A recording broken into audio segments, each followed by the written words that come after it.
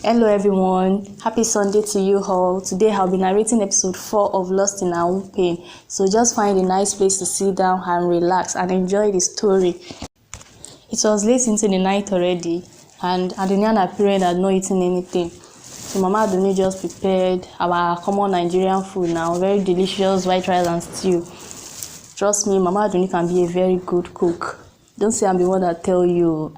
Just say I should, just gist you about Mama Aduni's special skill. So they ate their food in silence, taming the raging worms in their belly. And after the meal, Baba Aduni brought up a conversation like that. Discussion was about Aduni do. Mama's death won't affect your school resumption tomorrow. Baba Aduni tried to remind his daughter. Even though Aduni had forgotten everything about schooling, she was also carried away with the long-term holiday. That's the third-term holiday. So she had forgotten about schooling.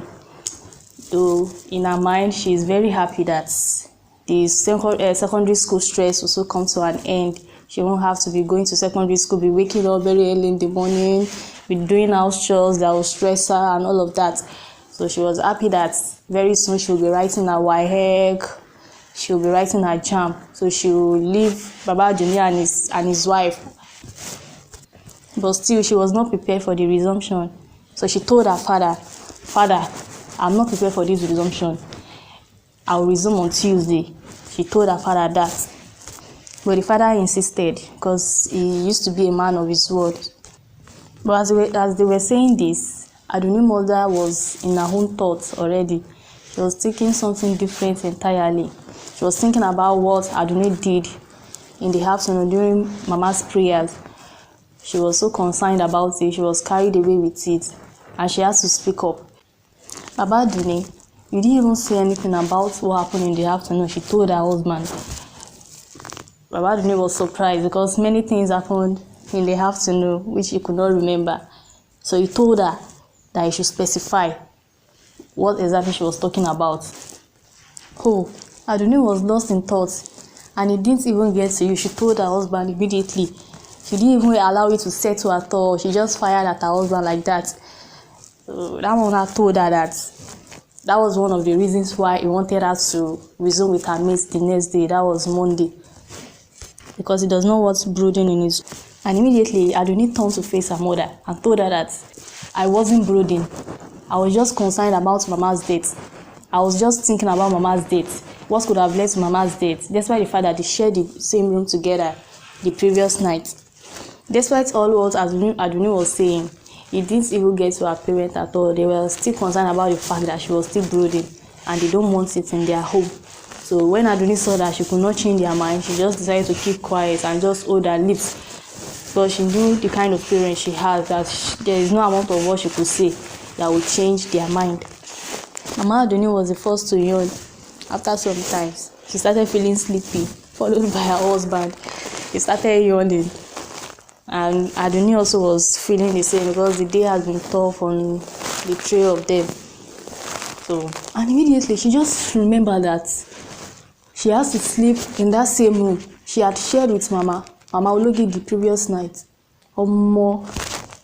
Fear took over her.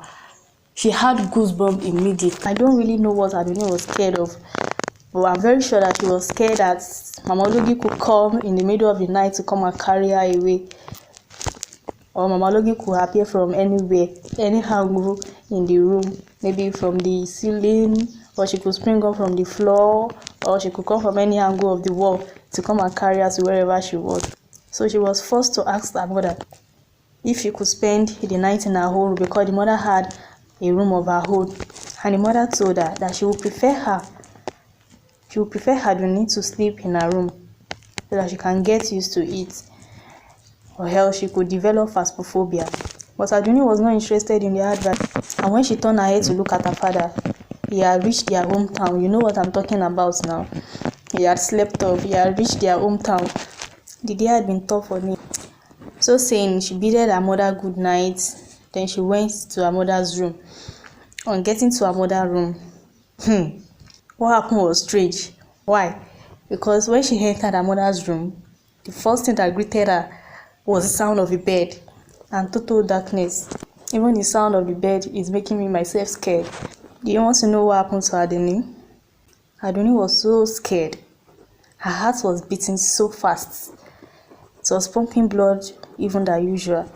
Immediately, Aduni ran back to the parlor, hoping that she would see her parents there.